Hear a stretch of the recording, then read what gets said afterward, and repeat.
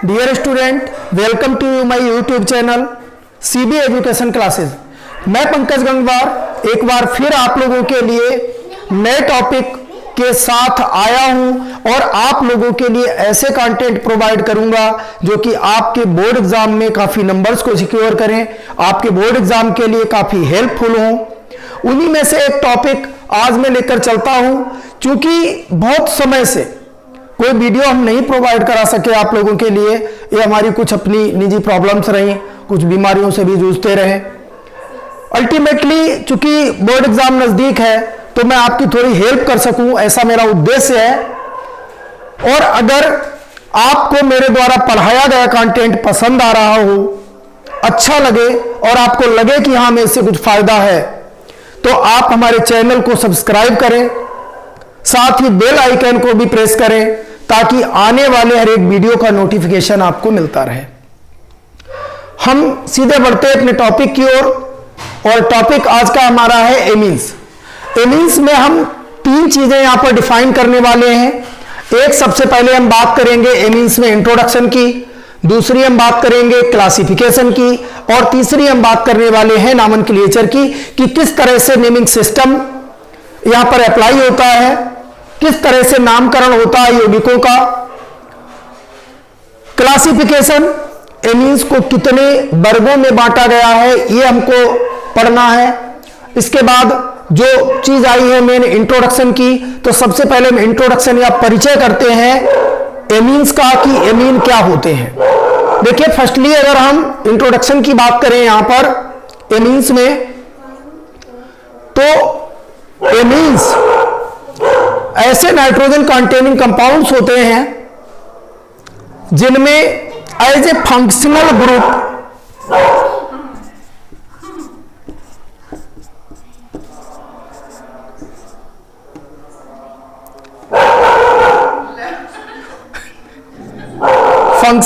Group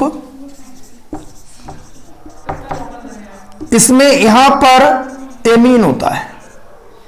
amine functional group amine होता है जिसको कि हम NH2 से रिप्रेजेंट करते हैं। अगर हम दूसरे शब्दों में कहें तो एमीन जो होते हैं वो अमोनिया के एल्किल या एरिल व्युत्पन्न होते हैं जो कि अमोनिया अणु से हाइड्रोजन रिप्लेस होने के बाद बनते हैं। जैसे अगर अमोनिया का हम फार्मूला देखें तो अमोनिया का फार्मूला होता है NH3। अगर इसके स्ट्रक्चर की बात करें तो यहां पर स्ट्रक्चर को हम इस तरीके से मेंशन कर सकते हैं कि जैसे हमारे पास ये अमोनिया की स्ट्रक्चर है और अमोनिया में अगर कोई एक हाइड्रोजन एटम किसी एल्किल ग्रुप से रिप्लेस हो जाता है तो यहां पर एल्किल डेरिवेटिव ऑफ अमोनिया बन जाता है और जिसको कि हम इस तरीके से रिप्रेजेंट अब कर सकते हैं। और यहां पर जो हमारा फार्मूला होता है वो RNH2 हो जाता है, RNH2। इसी तरह से जो दूसरी कंडीशन होती है कि यहां पर केवल एक हाइड्रोजन अमोनिया से रिप्लेस हुआ है एल्किल ग्रुप के द्वारा, ऐसा फेनिल ग्रुप के द्वारा भी हो सकता है। दूसरी बात यह है कि जब एक हाइड्रोजन रिप्लेस हुआ और केवल एक एल्किल ग्रुप जुड़ा है तो उस कंडीशन में जो एमीन हमारे लिए मिलता है वो होता है प्राइमरी एमीन। अगर दो हाइड्रोजन रिप्लेस हो जाते हैं एल्किल ग्रुप के द्वारा तो सेकेंडरी एमीन, और अगर तीन हाइड्रोजन रिप्लेस हो जाते हैं तो वो कंडीशन होती है टर्सरी एमीन की। तो इसके बाद में हम लोग बात कर लेते हैं आप क्लासिफिकेशन की। तो क्लासिफिकेशन आप देख लीजिए।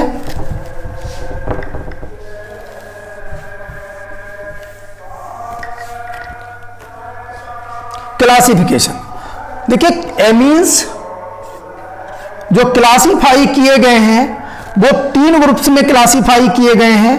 नंबर एक होता है प्राइमरी एमीन और नंबर दो हो जाता है यहां पर सेकेंडरी एमीन और नंबर तीन यहां पर हो जाता है टर्सरी एमीन। तो प्राइमरी एमीन, सेकेंडरी एमीन और टर्सरी एमीन। प्राइमरी एमीन क्या होते हैं? प्राइमरी एमीन की जो स्ट्रक्चर होती है वो मैं आपको पहले थोड़ा बता चुका हूं कि जब अमोनिया से एक हाइड्रोजन एल्किल ग्रुप या फिर एरिल ग्रुप से रिप्लेस हो जाता है तो प्राइमरी एमीन बनता है। और यहां पर इस फार्मूले को हम RNH2 से रिप्रेजेंट कर सकते हैं। ये प्राइमरी एमीन है, प्राइमरी एमीन, ये प्राइमरी एमीन है। इसके बाद अगर सेकेंडरी एमीन की हम बात करें तो सेकेंडरी एमीन में दो हाइड्रोजन एल्किल ग्रुप या एरिल ग्रुप से रिप्लेस हो जाते हैं और यहां पर जो स्ट्रक्चर बनती है वो बनती है R2NH की, और इसी को हम कहेंगे सेकेंडरी एमीन। इसी को हम कहेंगे सेकेंडरी एमीन। और सेकेंडरी एमीन के बाद में फिर तीसरा जो हम टाइप देखते हैं वो तीसरा टाइप होता है जिसमें अमोनिया के सभी हाइड्रोजन एल्किल ग्रुप के द्वारा रिप्लेस हो जाते हैं, तो स्ट्रक्चर बन जाती है सेकेंडरी एमीन की, सेकेंडरी एमीन की बन जाती है, सॉरी टर्सरी एमीन यहां पर बन जाता है, टर्सरी या तृतीयक एमीन यहां पर बन जाता है। तो इस तरह से हमने यहां पर दो चीजें अभी मेंशन की है। एक तो हमने सबसे पहले इंट्रोडक्शन की बात की है, मैं एक बार फिर आपको रिपीट करता हूं कि अगर इंट्रोडक्शन हम देखें तो एमीन्स जो होते हैं वो नाइट्रोजन कंटेनिंग कंपाउंड होते हैं, नाइट्रोजन कंटेनिंग ऑर्गेनिक कंपाउंड यानी बेकार्बनिक यौगिक जिनमें नाइट्रोजन होता है एमीन हो सकते हैं।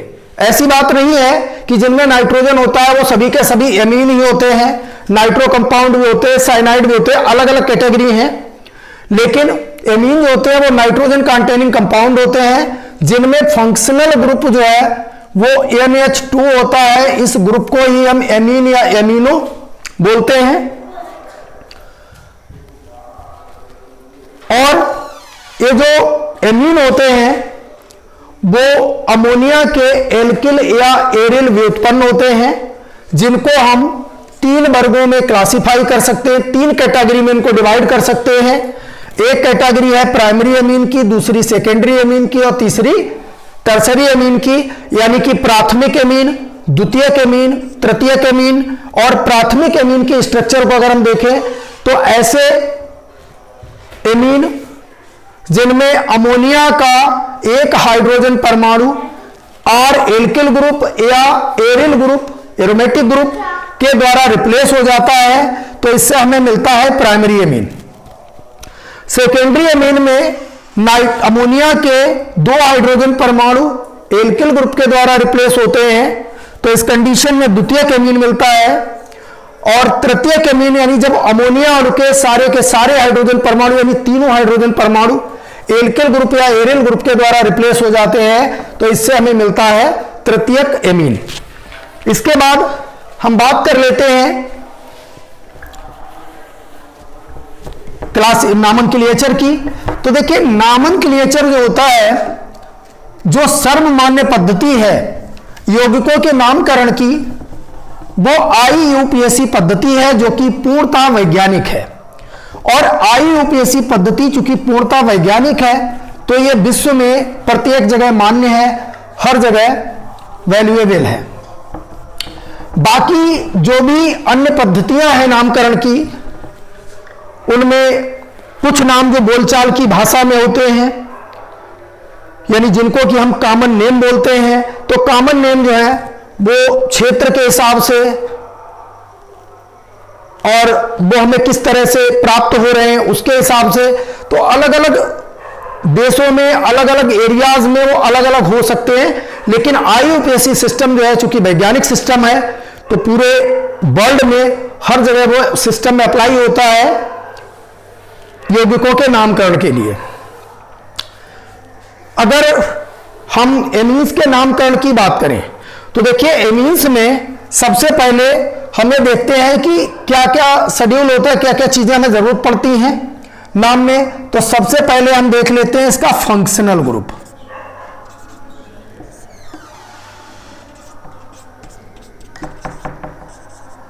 फंक्शनल ग्रुप, फंक्शनल ग्रुप इसका होता है NH2। Functional group NH2। दूसरा इसमें हम देखते हैं सफिक्स। सफिक्स सफिक्स होता है एमीन। प्रीफिक्स भी इसका देख लेते हैं। प्रीफिक्स, प्रीफिक्स जो होता है वो होता है एमीनो। प्रीफिक्स इसका होता है एमीनो। इसके बाद IUPAC name formula. IUPAC name formula अगर इसका हम मेंशन करें तो हमारे पास हो जाता है alkene, alkene minus E plus amine, plus amine. यानी एल्केन का जो नाम होता है, संबंधित जो कार्बन श्रृंखला का एल्केन कैटेगरी के अनुसार नाम होता है, उसमें से हम ई हटा करके एमीन सफिक्स जोड़ देते हैं और जो पूरा संयुक्त रूप से हमें मिलता है वो हो जाता है एल्केनामीन।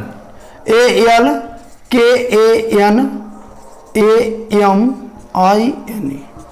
तो ये हमारे लिए मिल जाता है एल्केनामीन।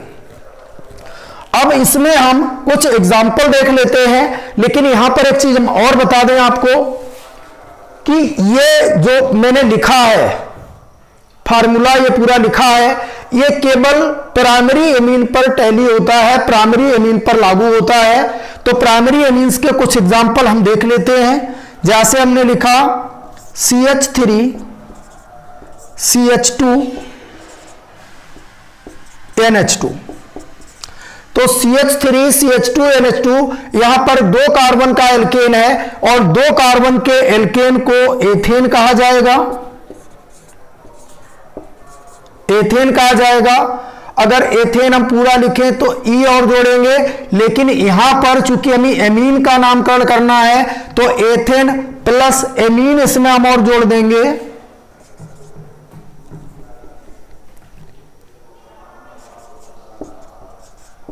ठीक, तो ये नाम हो जाता है एथेनामीन। इसी प्रकार से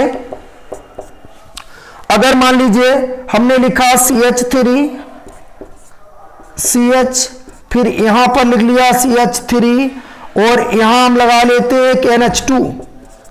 अब ये हमारे पास हो जाएगा 3 कार्बन का एल्केन प्रोपेन, तो ये हो जाएगा प्रोप एना, प्रोपेनामीन हो जाएगा। और प्रोपेनामीन इसके लिए हम आगे ये भी देखते हैं कि एमीन ग्रुप किस नंबर के कार्बन से जुड़ा हुआ है, तो ये 2 नंबर के कार्बन से जुड़ा है, प्रोपेनामीन 2 लिख सकते हैं।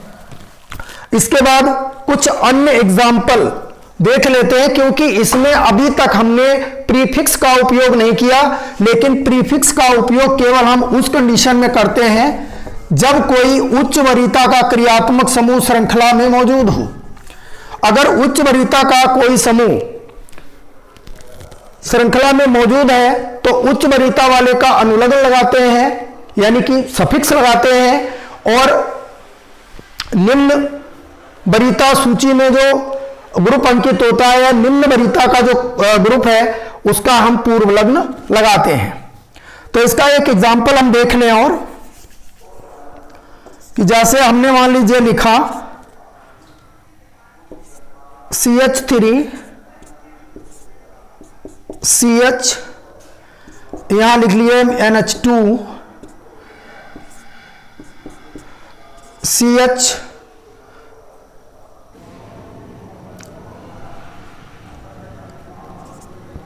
और यहां कर लेते चलो COOH, ये हमने एक ले लिया। तो इसमें जो कार्बोक्सिल ग्रुप है ये उच्च वरीयता का ग्रुप है, और यहां से हम काउंटिंग करते हैं तो 1 2 3 और 4, क्योंकि गिनती भी हमें उधर से ही करना है यूपीएससी नेमिंग में जिधर उच्च वरीयता का क्रियात्मक समूह निकट लगा हो।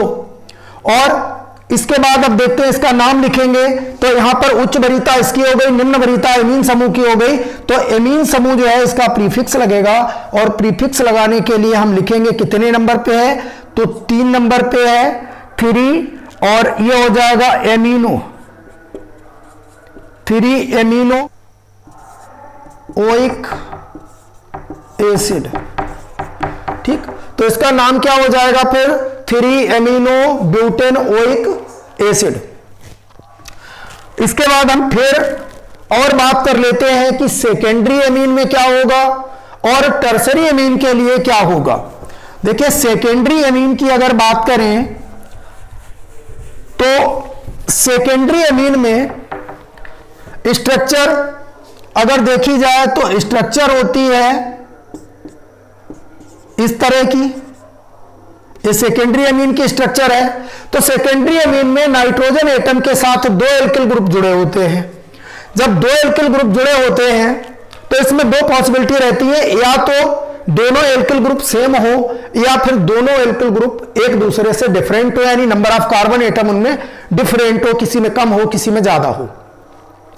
तो अगर सेम है तो एक ग्रुप को हम एल्किल फॉर्म में लिखते हैं, और जब एल्किल फॉर्म में स्टार्टिंग में लिखते हैं तो उससे पहले हम कैपिटल एन का प्रयोग करते हैं, और एक ग्रुप को के साथ एमीन सफिक्स लगाकर लिखते हैं।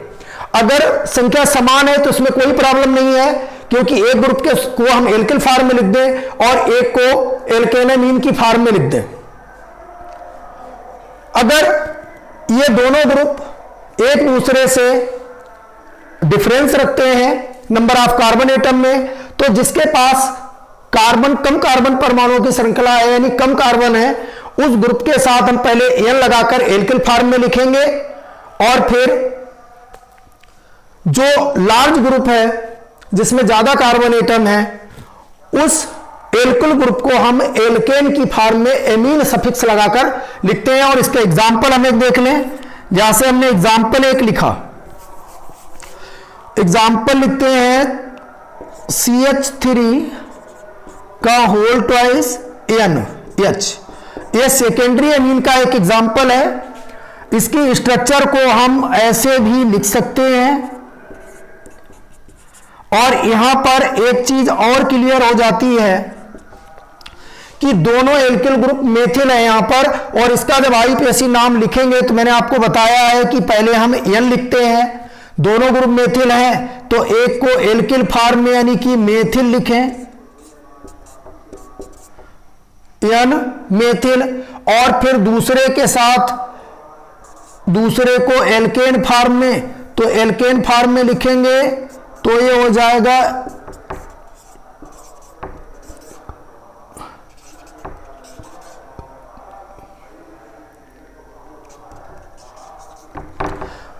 तो ये नाम हो जाता है इसका एन मेथिल मेथेनामीन। अगर मान लीजिए इसी को हम देख लें, ये तो हो गया उस कंडीशन में जब दोनों एल्किल ग्रुप सेम है। अगर दोनों एल्किल ग्रुप डिफरेंट हैं एक दूसरे से, जैसे हमने यहां पर एक जगह लिखा C2H5, एक ग्रुप हमारे पास CH3 है और एक C2H5 है, तो छोटे जो छोटा यानी कम कार्बन वाला ग्रुप है उसको हम एल्किल फॉर्म में, तो हमने लिखा यहां पर एन मेथिल, और यहां पर हो जाएगा एथेनामीन, एन मेथिल एथेनामीन हो जाएगा। अब अगर तृतीयक एमीन हम कोई ले ले, अगर हमारे पास कोई तृतीयक एमीन टर्सरी एमीन है तो टर्सरी एमीन की कंडीशन जो है वो इस तरह की होती है, यहां पर अमोनिया अणु के तीनों हाइड्रोजन रिप्लेस हो जाते हैं एल्किल समूह के द्वारा। जब तीनों रिप्लेस हो जाते हैं तो कंडीशन यहां पर इस तरह की बन जाती है, और इसी का हमने दोनों तरह से फार्मूला लिखा है, लेकिन नाम की कंडीशन क्या होती है वो आप देख लीजिए। नाम की कंडीशन ये होती है कि इसमें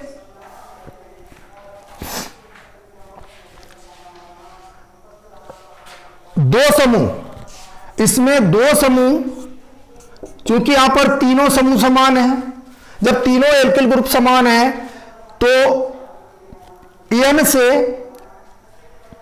एक समूह को, यानी एक एल्किल समूह को हम एल्केन की फॉर्म में लिखकर एमीन सफिक्स लगाकर लिखेंगे, और बाकी दो जो समूह होंगे उनसे पहले हम दो बार N, N का प्रयोग करेंगे। अगर ग्रुप दोनों सेम है तो हम यहां पर लगा लेते हैं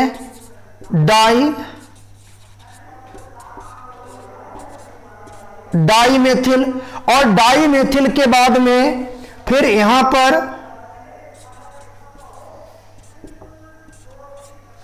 डाइमेथिल मेथिलेमीन, क्योंकि सारे ग्रुप यहां पर मेथिल हैं।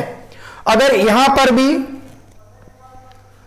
एक ग्रुप मान लीजिए हमने मेथिल कर लिया, एक ग्रुप हमने एथिल कर लिया, तो उस कंडीशन में यहां पर भी वही सिस्टम होता है कि जिसमें नंबर ऑफ कार्बन एटम ज्यादा है उसको एल्केन की फॉर्म में लिखकर सफिक्स एमीन जोड़ते हैं, बाकी जो दो ग्रुप सिमिलर हैं उनको हम ANN करके इस तरह से लिखते हैं।